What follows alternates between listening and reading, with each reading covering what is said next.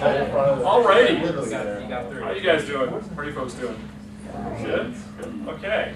Well, hello and welcome to Free Thinkers at Virginia Tech. My name is Dan Linford, and I'm the president of Free at VT. For those who are new, we are a group devoted to critical thinking, reason, and science. In particular, we try to encourage conversations on campus about topics which people may be uncomfortable critically thinking about, which includes politics, culture, and religion. In that vein, I'm happy to welcome our speaker for this evening, Professor Britt of the Department of Religion and Culture. For those who would like to hear more on this topic, it is something regularly discussed, so I hope that you can join us in the future. And the Department of Religion and Culture offers a variety of classes on this topic as well. Professor Britt is the author of a number of books on the Bible and its afterlives. You can ask him what that means. Including Walter Benjamin in the Bible, Rewinding Jesus, the narrative eclipse of the text, and biblical curses and the displacement of tradition. He also has written a number of peer-reviewed papers and book chapters which appeared in academic journals. Without further ado, Professor Britt.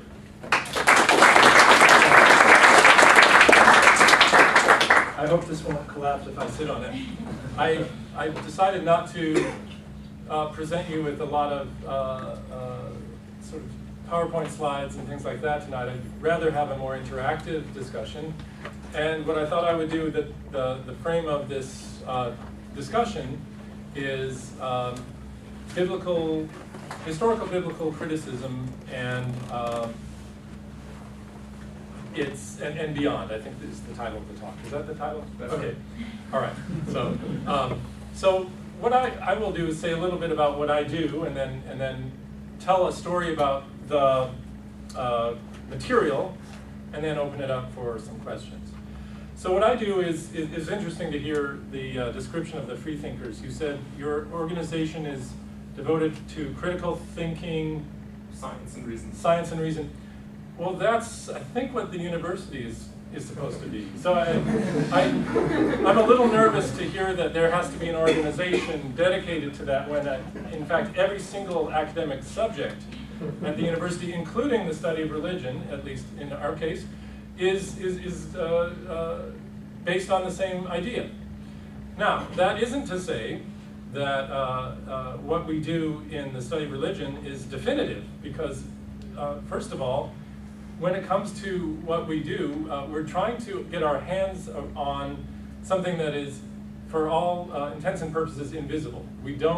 People say they have beliefs and experiences, and those beliefs and experiences are really very hard to establish from the standpoint of evidence and from the standpoint of reasoning.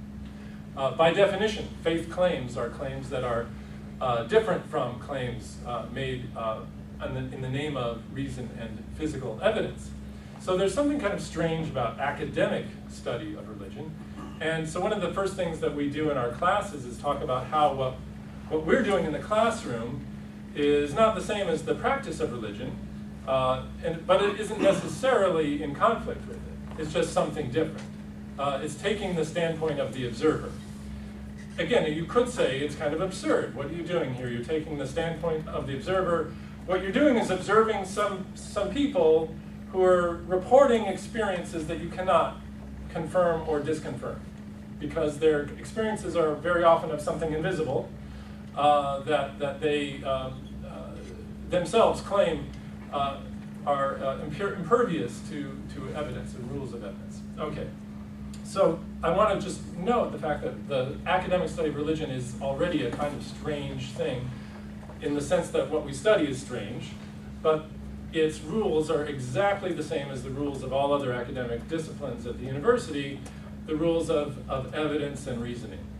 Okay, so that's a little bit about what we do in general in the study of religion. In particular, my work has involved kind of two different areas. It's been, on the one hand, the study of biblical texts and traditions and history, and on the other hand, an engagement with those biblical traditions from the perspective of modern thought. And one of the ways that those two things come together in my work is through the tools that are used in literary studies. In the study of literature, you talk about plot, structure, language, imagery, characterization. Those are the kinds of things that I work on quite a lot when I talk about biblical texts. And the good thing about that is that the evidence, the material for my research is just the text itself, most of the time.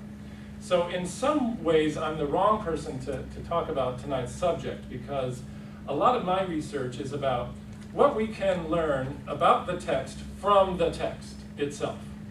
Internal evidence, internal to itself. Now, a lot of people, most people here probably, are more interested in external evidence and the whole question of how the text, the biblical text, relates to the world outside it. And the answer there to that question is we don't know very much about that, in fact. We just don't know. From the standpoint of academic historical research, which follows the rules of reason and evidence, we have a lot of trouble establishing, with much clarity at all, what the relationship between the biblical text, the biblical records, and the world that produced them is. So, let me tell now the story, a little bit of a story. I'm not a historian, so I talk about moments and stories and these kind of squishy things like that. All right. So, moment one would be the events that are taking place behind the Bible. The events, and my focus, by the way, has been Hebrew Bible, Old Testament. I do very little research on New Testament. I have more than enough, to keep me busy with the Old Testament. So if I ever get done with that, I might move on. But it's very, very complex and rich body of literature, and so that's what I'll mostly be talking about when I make remarks here. So moment one is a whole series of events taking place over hundreds, even thousands of years. That we could call, Iron Age, Canaanite history, Israelite history. Maybe starting around 1300, 1400 or so. And the writing of that tradition is a second moment. The actual writing down of and recording of events, it would be a second moment, maybe starting, around the 10th or 9th or 8th century, depending on what you really mean by writing. That gap is already pretty big, but then the editing is a third moment in this process. And the editing of the Bible comes, there are different moments, there are different phases of editing of the Bible. In the case of the editing of the first 5 books, we have some reason to believe that the editing of the first 5 books, the Pentateuch or the Torah, takes place sometime, certainly by the 5th century BCE. Remember, we're talking about the BC or BCE years, so the numbers get smaller as they get more recent. So the numbers get smaller. So there's a long time that passes, in other words, between the events that take place, these background stories and contexts, and the writing and the editing of these texts. I also want to say something I always say in my class, and that is the Bible is an anthology. It's a collection. It's a miscellany. There are different kinds of writing in the Bible. There is poetry. There is legal material. There are courtly or official texts of the kings. There are narratives that look a lot like short stories that would stand up very well in a literature class or literature anthology. Lots of different kinds of writings. And one of the first questions or mysteries of the Bible, really, to me, is why all the different stuff? Why all these different voices? Why all these different styles? And why are they collected together? And what were they thinking when they collected it all together? Okay? So those are the first moments of the story. This process of some kind of background history, and that background history is hard to get a handle on in terms of clear evidence. and the writing coming in stages, sometimes many stages, and finally the editing of this text. Now the final editing and collecting of the Hebrew Bible or Old Testament texts can be fixed by around the 1st century of the Common Era or AD, and it probably had already, much of it had already been done before that. Long process, very long process. Unlike the New Testament, which is a very relatively quick process of writing and editing and collecting.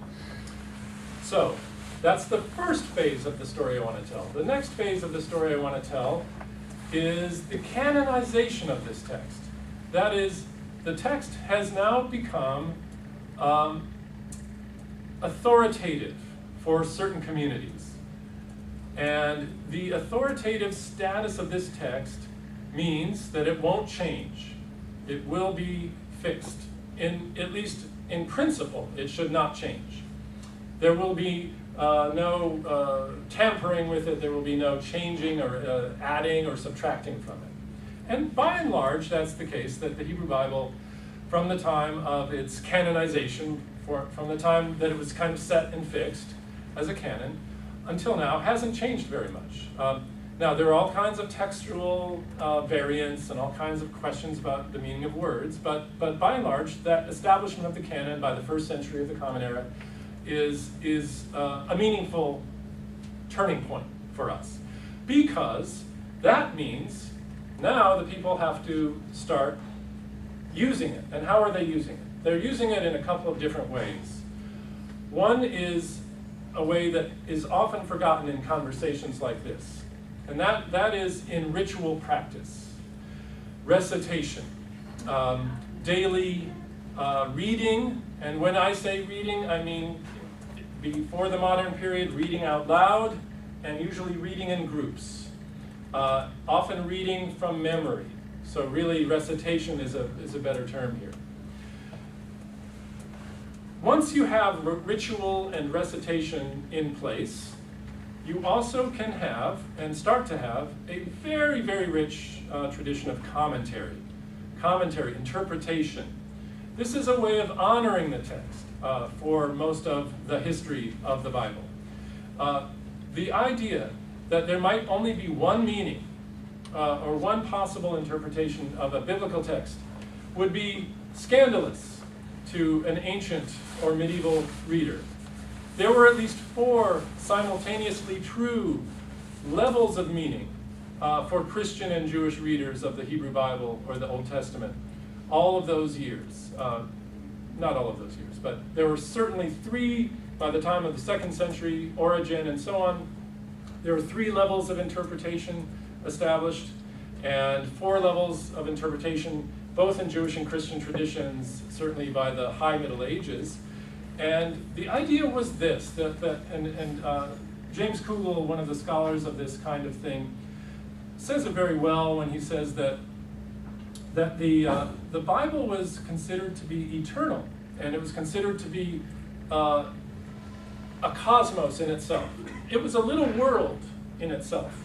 There's a Jewish teaching that says, turn it and turn it, everything is in there. In other words, if you want to know anything about anything at all, it's there in the Bible. And that is possible because of these extremely elaborate, faithful forms of commentary, forms of interpretation. Practices, I would say, practices of commentary and interpretation. Okay, so the Bible is this kind of cosmos, this reservoir of not just knowledge in the sense of information, but knowledge in the sense of wisdom and knowledge in the sense of a kind of blueprint for life, a blueprint for the cosmos. And that's really how the Bible was understood for much of the long history of the Bible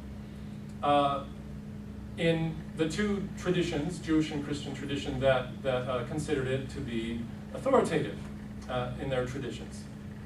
Now, the context of the conversations that we see today really has a lot more to do with a few rumblings in the Middle Ages, but really the Enlightenment and everything since the Enlightenment. What I mean is that, as you know, and again, Jonathan Sheehan, who wrote a book called The Enlightenment Bible, he studied with Tom McCurry. They all like to think everything changed in 1700.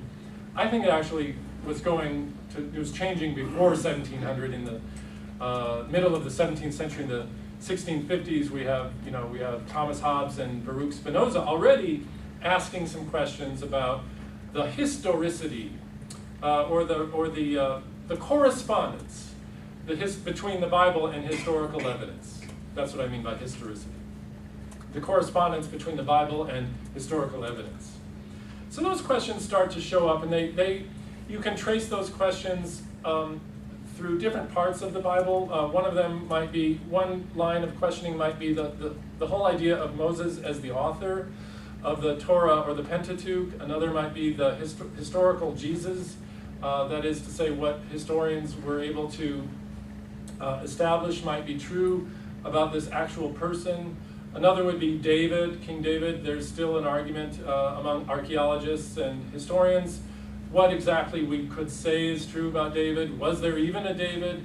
How big was his kingdom? This kind of stuff. All right, that all gets started in the Enlightenment period.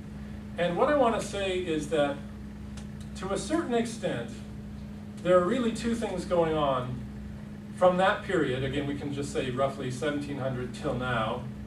And I do consider the Enlightenment to be a modern thing. I know that you, young people, mostly young people, don't see it that way, but really modernity is a phase of human history, for me, that has us very much in the same kind of ballpark as what's going on in the 18th century, okay? So, there are a couple of things that are going on there. One of the things, maybe three, maybe more than three, but at least three things going on there. One of them is that the religious institutions of Europe are increasingly challenged in their authority over the lives and the daily lives of people living there. Now that has something more to do with something that took place earlier, known as the Protestant Reformation, because the Protestant Reformation, and I guess I will digress there for a second, really made a huge impact on our subject. For one thing, it multiplied the ways in which you could be Christian in Europe. Before that, it was pretty much a monopoly for Roman Christianity in Europe. After the Reformation, as you all know, there were lots of ways to be Christian, and the crazy thing is, especially in the hands of Enlightenment thinkers, you could now choose your religion. This idea that you could choose your religion is novel in human history, and it's even, you could say, novel in today's world. If you think about the mass, the majority of human beings in this world, most people in the world today would still say religion is not a matter of something you choose, rather it's something that you inherit, that you grow up with. It's like culture. As Dan said, I'm in the Department of Religion and Culture, and one of the things we love to ask is, what's the relationship between those two things? We fight about it sometimes. So, Enlightenment creates this idea that you can be Christian in a lot of different ways, and secondly, the Bible becomes part of daily life for the lay people in a way that it hadn't been for centuries in Europe. Luther's translation into German, still the definitive German Bible. The King James Bible of 1611 celebrated its 400th anniversary a couple years ago. Still one of the definitive English translations. This was a crazy new idea that people could read the Bible on their own without the guide of university-trained people. And that too generated all kinds of new stuff. So back to so that was a little detour into the Reformation. Back forward to the Enlightenment, and we have this terrain. We have this terrain in which there are lots of ways to think about the biblical tradition or Christian and Jewish tradition. And there are a lot of choices people can make for the first time in a long time about all that, or maybe the first time ever. And two things really start to happen. One of them is that there are a lot of wars over all this. Bloody, bloody wars, terrible wars. It turns out that the Reformation and the confusion of the Reformation ushered in lots of freedom, but that freedom also accompanied lots of disagreements, quarrels, and bloody fights, which to make a long story short, led to the decrease in the influence of institutional religion. Institutional religion was less and less in charge of people's daily lives as a result, and people like John Locke came along and said, hey, we need something else. Religion is a source of conflict. We need some other stuff. Let's call it principles or core values or something, or secularism that will start to emerge and be offered as a way to make peace. The idea of a secular society emerges with the Enlightenment to some extent in order to stop all the fighting. Now, we'll come back to that in a bit, because I think today we're living through a period when secularism contributes to fighting. Secularism turns out not to be the solution that people hoped it would be in the Enlightenment period. But in the Enlightenment period, it looked like a pretty good idea.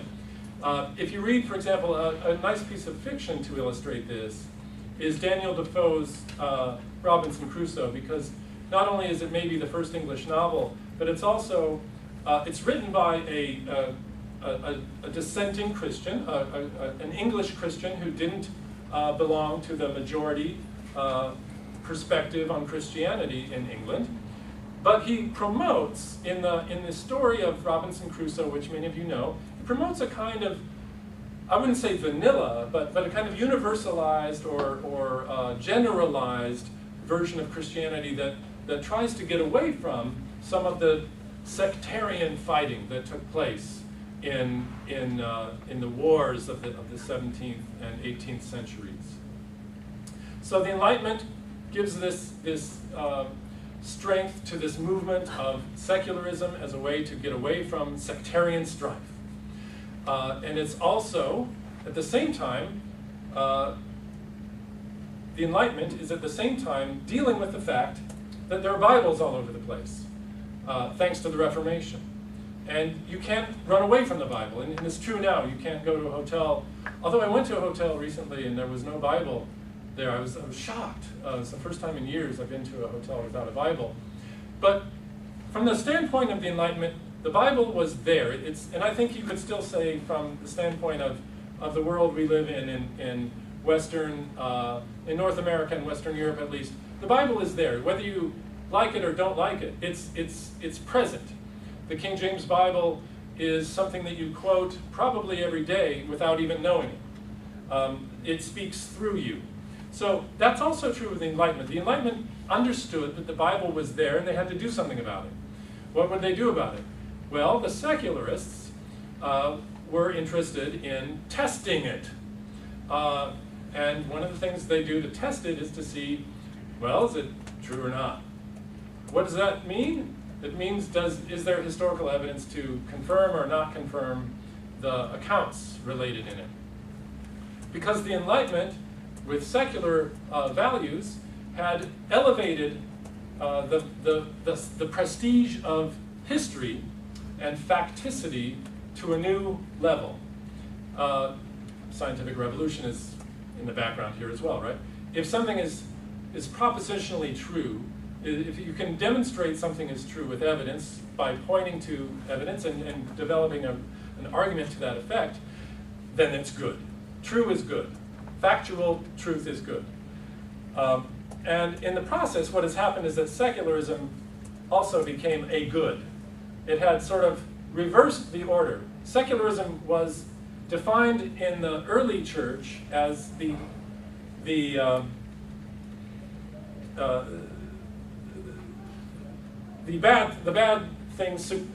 bad thing to be avoided, the chaos of the world outside the church, the ecclesia, The saeculum was the chaos of today I taught the book of Judges. That's a book about chaos, the mayhem of the zombie movies.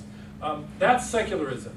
And the church was especially in the late antiquity period when the Roman Empire was declining, the church was a kind of island of order. It was an island of tranquility, of truth, in a sea of secular garbage. What had happened by the Enlightenment, and since then, is that secularism was elevated to a status of prestige above the church or above religion, and religion was now the underdog, was now the source of problems, the source of chaos, the source of confusion, in the eyes of the secularists, okay? What I think is happening now is, and again, I'm telling a very general story, and we can talk more in the question and answer about details. What I think is now going on now, and in the process of this inversion, where secularism became ascendant, the historical study of the Bible got going.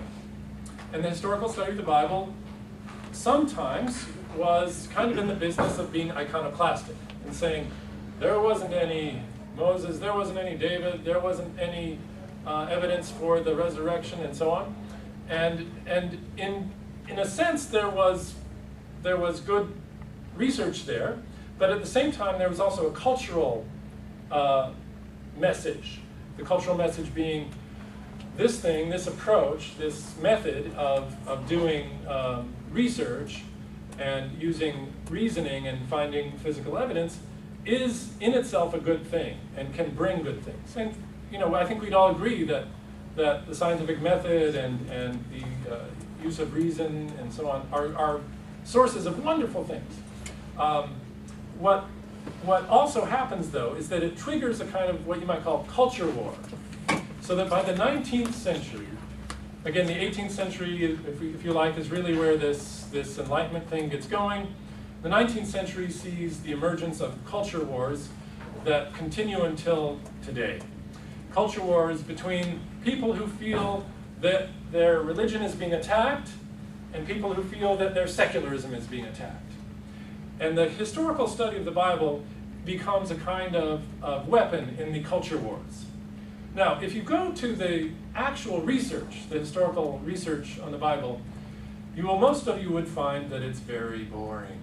You would get bored. You could not read it.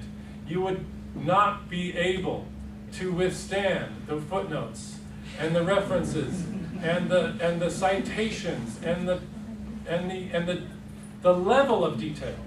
And so I'm defending biblical research here on the grounds that I think it is neither a champion of secularism nor of religion. It's not a partisan in culture wars of any kind. It's just like every other field in the university, just plugging away at some kind of a problem using whatever evidence we can find, internal evidence within the text, external evidence outside of it, and also plugging away, trying to relate all of that to some question of what's going on in this book or what's going on in the relationship between this book and the world outside of it. Maybe the archaeology comes into play here. Again, that's just a discipline, like any discipline.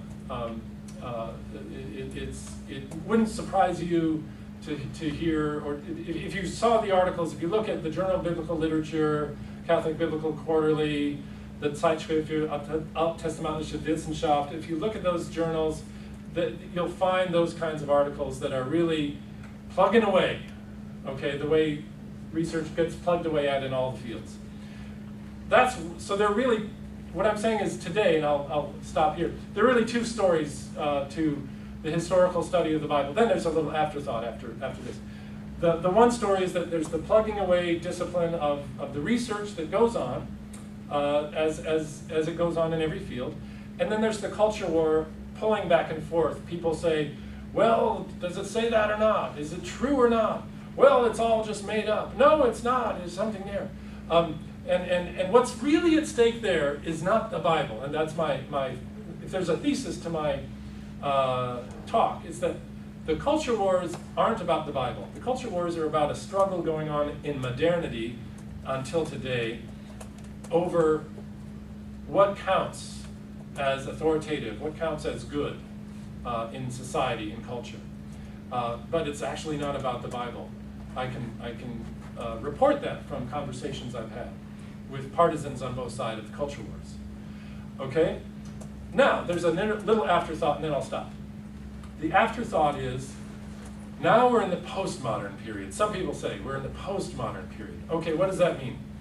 It means that there was a certain degree to which the Enlightenment principles of reason, of using evidence, of following certain conventions of argumentation, that those rules, that those practices became themselves parochial, themselves are culturally conditioned, themselves can have blinders on.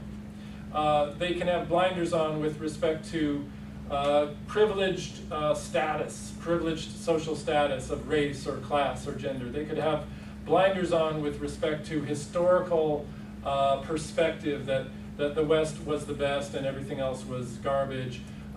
So there is a kind of critique that comes in the last, 50 years or less, a critique of modernism, a critique of the Enlightenment approach to doing work in universities and places like it.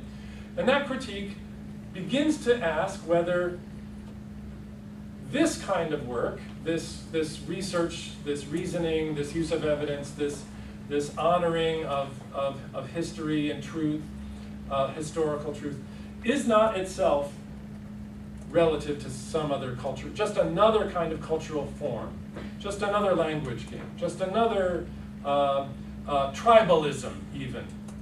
And that postmodern critique, as you can imagine, becomes an interesting wild card in the culture wars. It can play against either side.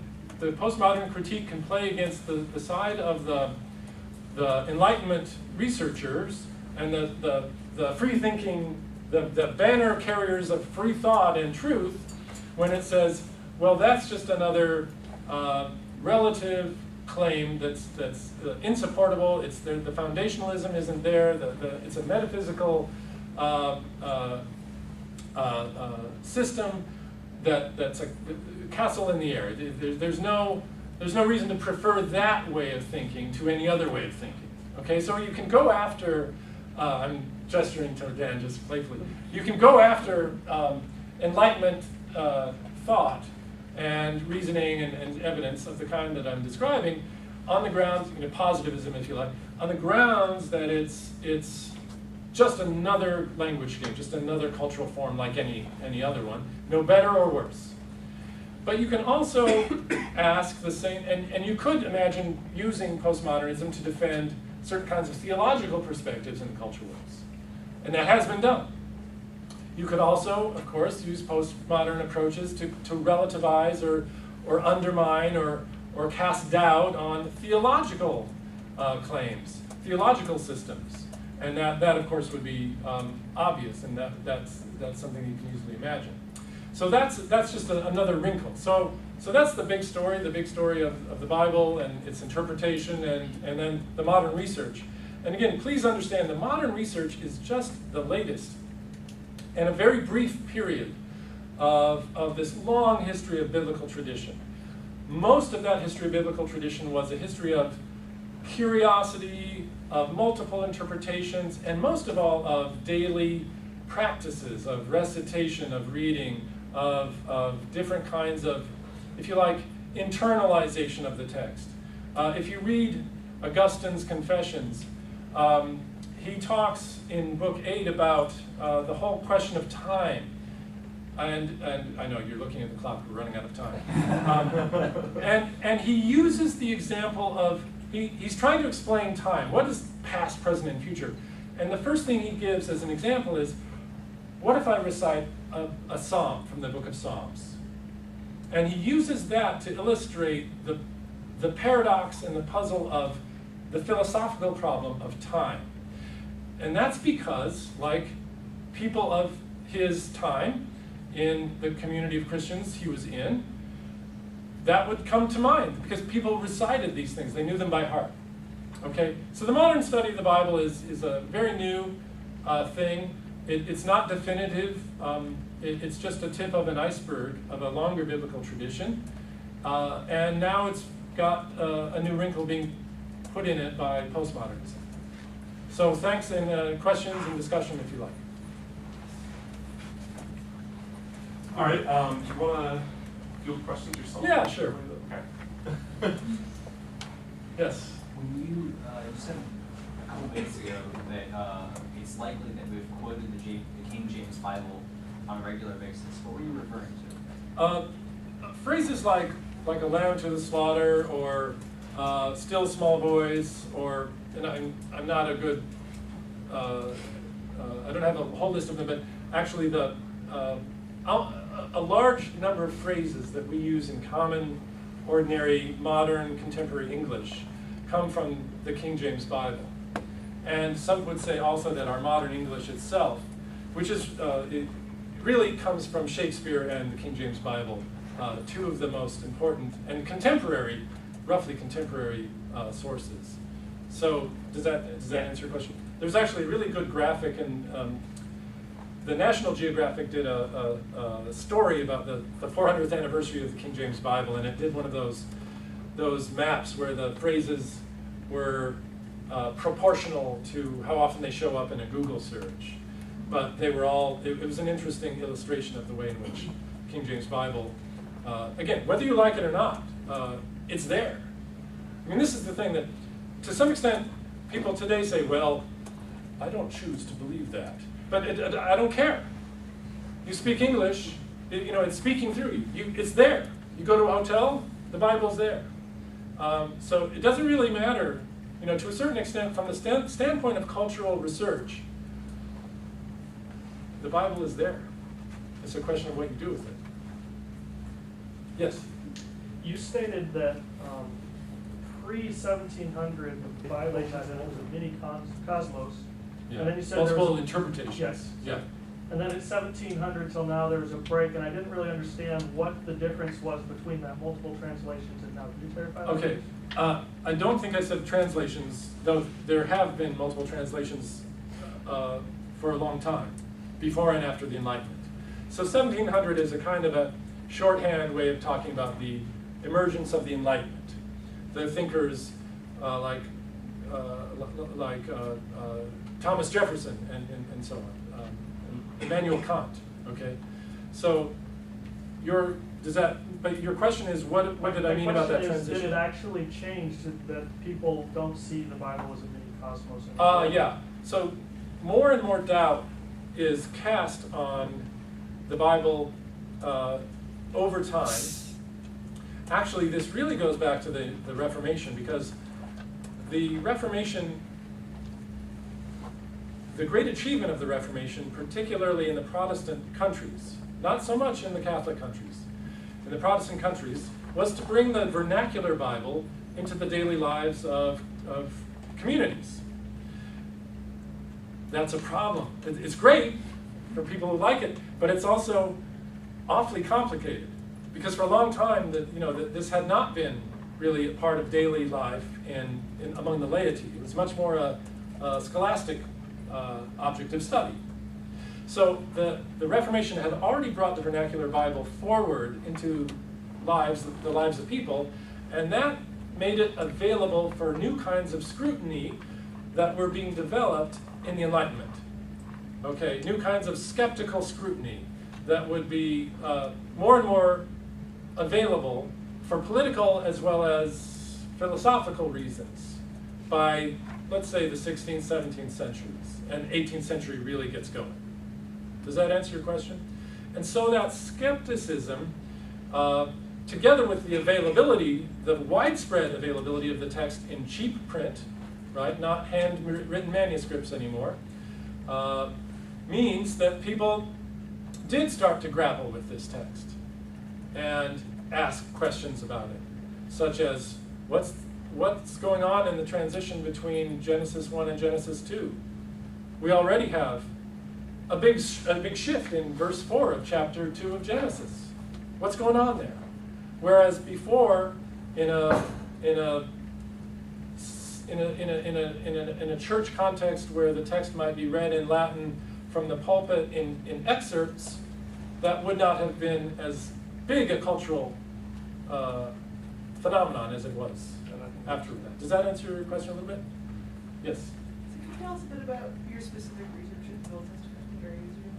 Sure. Right now I have to write an article about narrative in the book of Deuteronomy. And this goes back to something I worked on in the past. And again, as I said before, a lot of my research deals with looking at the text itself and taking advantage as much as I can of the evidence outside the text that helps us understand it. But what does the shape of the text help us understand about who wrote it, what it was meant to say, what its basic ideas are, and how it works, so how it works in the context of some tradition. So that's some of my work asks those kinds of questions. What's going on in the book of Deuteronomy as narrative?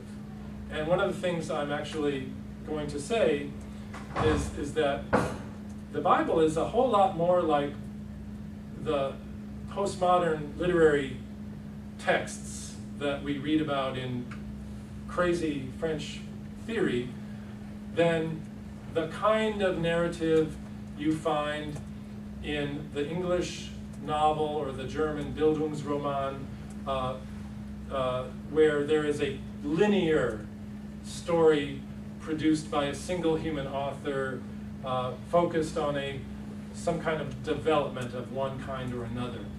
The biblical narrative is a whole lot more complex, and one of the things than that. And in some ways, it's necessary to take advantage of current theory to become aware of that fact, to become familiar, to become defamiliarized to the text, and realize that it's not a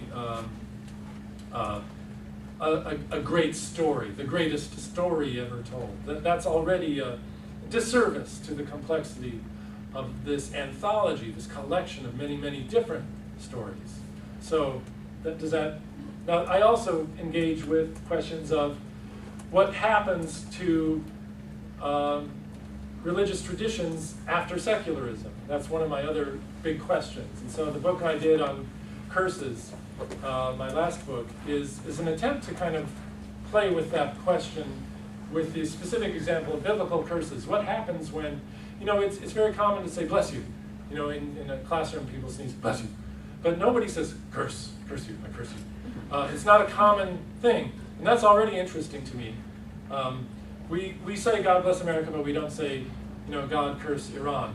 At least not in the same acceptable sense, right? Cursing is already kind of a strange idea. It's almost a superstitious thing. So what happened to cursing? Since it other than becoming superstition, and that's the question of and so then I explored the question of hate speech, and then again I talk about a turning point for me is the 17th century. It turns out in England there was a whole lot of cursing going on in the 17th century. And it wasn't lower class people like today we say the word cussing,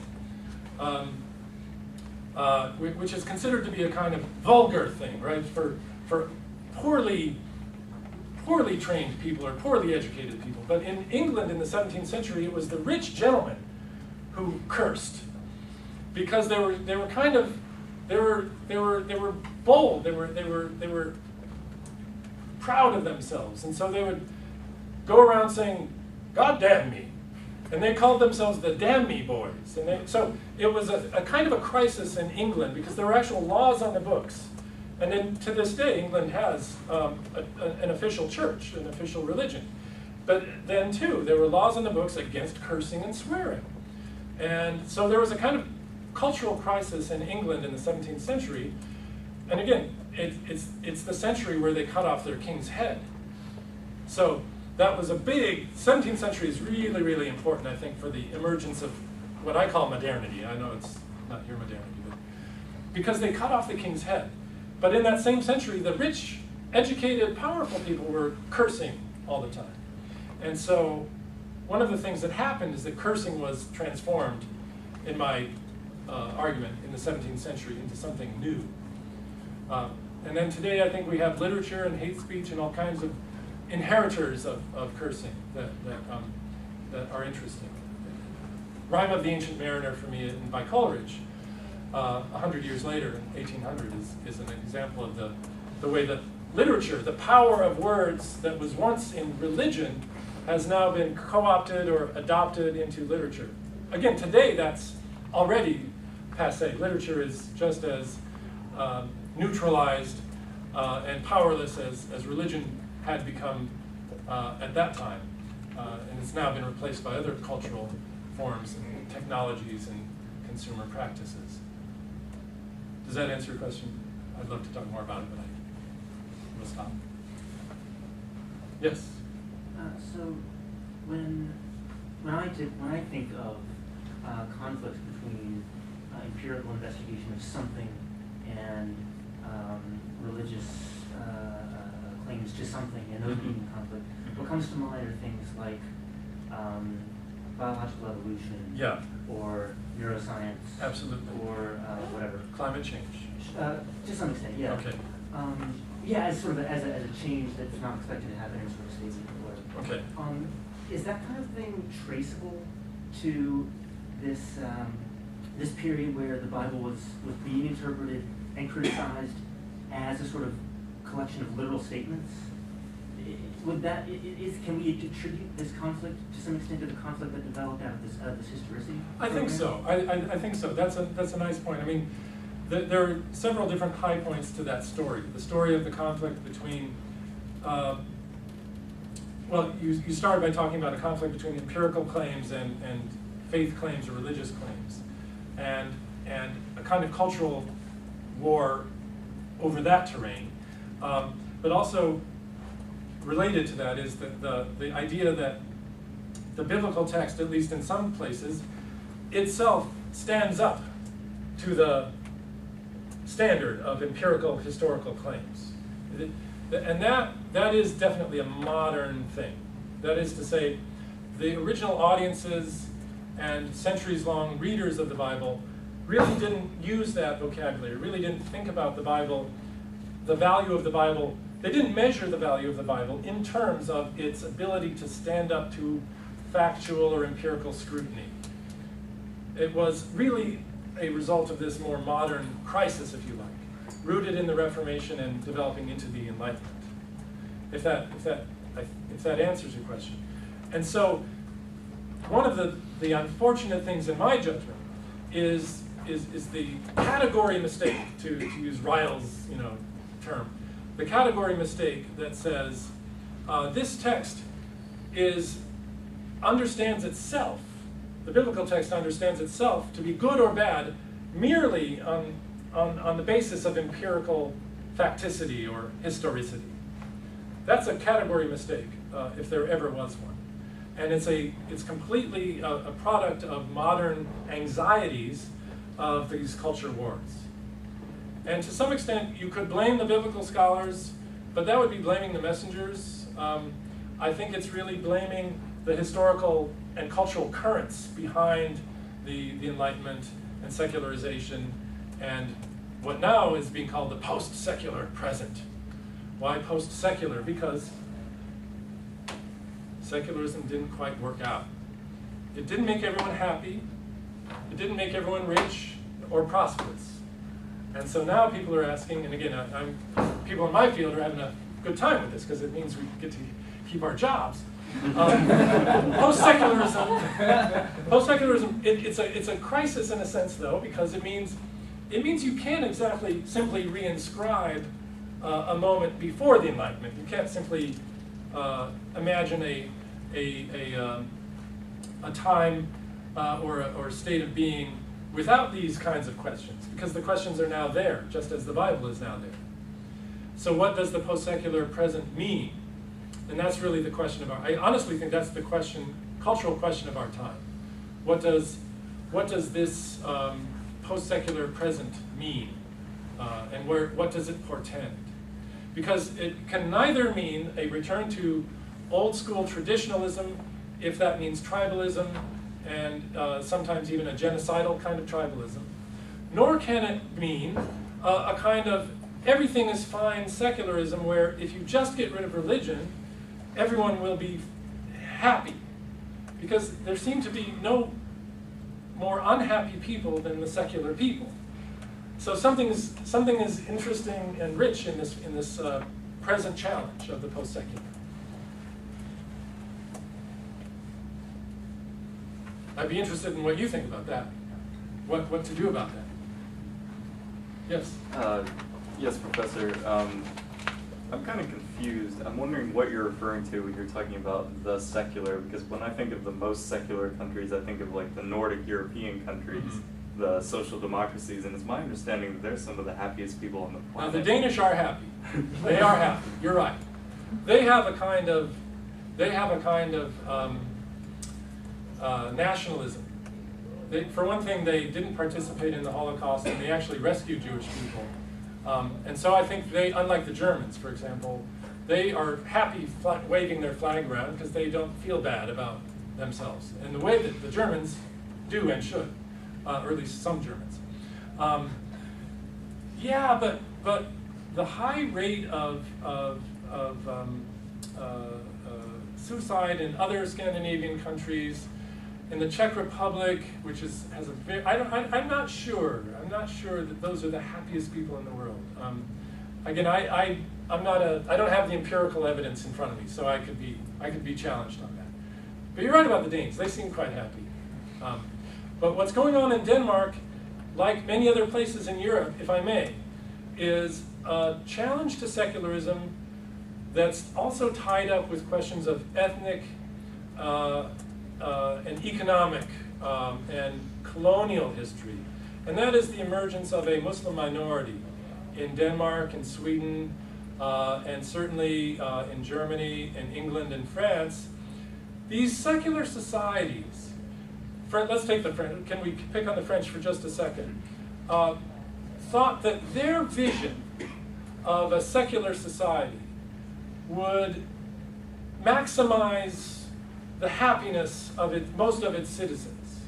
But this is the same society that has now put very strict restrictions on the religious practices of Muslims and other religious people, by the way. You cannot wear a large religious symbol in a public school in France, meaning women and girls can't cover their hair, Christians can't wear a big crucifix, and that kind of thing. One of the things that's interesting about that is that some Muslim girls are now going to Catholic schools in France where they are allowed to cover their hair. Imagine that Christians and Muslims are actually getting along with each other in France because they feel marginalized by the secular hegemony of the society. So that's and in Denmark, I've been to Aarhus and Copenhagen, and I also think in those cities that Muslims are marginalized. It may be more because of their ethnic and economic status, but I also think it plays out in terms of a secular, kind of secular Christianity versus not a real Christianity. And I can talk more about Denmark if you like. I think that Denmark's interesting because they really they have an official state religion in Denmark. And I went to a wonderful conference in this very, very fancy facility of a theology school. Nobody in Denmark goes to church. And you could even see this, if you've seen the film Italian for Beginners, beautiful little film, very light. It's not heavy at all. It's about this poor minister in Denmark who's trying to get people interested, and they won't go to his church because no one goes to church in Denmark.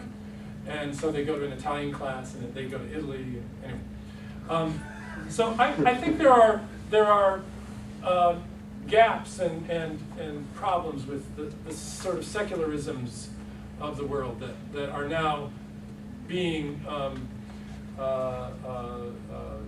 discussed. And I think that's kind of the agenda of the present. Yeah. Do you think it would be fair to say that the way in which, I mean, our government is sometimes described as a secular democracy. Mm-hmm. Do you think that it'd be fair to say that there are some forms of secularism, ones that instill values of, for instance, freedom of religion, which would be equally at odds with the vision had best in France? Yeah. Yeah, I think the French and the American models are very, very different from each other. And I'm not ashamed to say that I prefer the American model and like to pick on the French. But even in the American model, the question becomes, what is religion? And I think you can all think of examples, whether it's Scientology or consumption of peyote or certain kinds of practices at in public spaces and government spaces that bring up the question of what is religion, and more to the point, the two freedoms of the First Amendment pertaining to religion. The Establishment Clause says that the government won't create an official religion, but the First Amendment also ensures and protects the freedom of religion. And there can be a little tension there, and there can be further confusion about what actually religion is. And there's a book that I think it's not as polemical as the title sounds, but it's really thoughtful actually, called The Impossibility of Religious Freedom. And this book takes a very funny example. The example of burial practices in a public cemetery in Florida. And the religious communities represented in that cemetery, or I guess represented in the survivors of the people buried in the cemetery, those religious communities sued the government over whether certain things could be done or not done at grave sites. And that simple case led to a larger reflection in the author's, her name is Winifred Sullivan, mind, on the question of, to what extent can the government be neutral? Can the government be neutral? Insofar as the government has to decide what is religion, neutrality is hard to get to. I went to the DMV recently with my daughter, and I said the following thing. I said, all right, if someone comes here and has her face covered for religious reasons, what do you do? And they said, here's what we do. And I said, what if I came here and told you, and my face were covered, and I said that I belong to the religion of Batman? What would you do? And see, that they were flustered because the government at some point has to decide that question: what is religion? What is religion? I mean, the same, a different case of this, very different case of this is, governments always have to decide this. I was trying to get to a meeting in Jerusalem, and in order to get to that meeting, I needed to go in a vicinity near the Haram, the place that Muslim worshippers would go for their Friday prayer. And the Israeli authorities who control Jerusalem restrict access to that area at prayer times, only to Muslims. And the Israeli soldier, and I was trying to get to my meeting, which was on the way there, I wasn't going to go up to the Haram, said, only Muslims.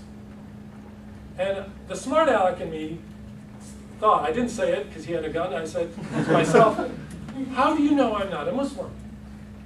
How do you know I'm not a Muslim?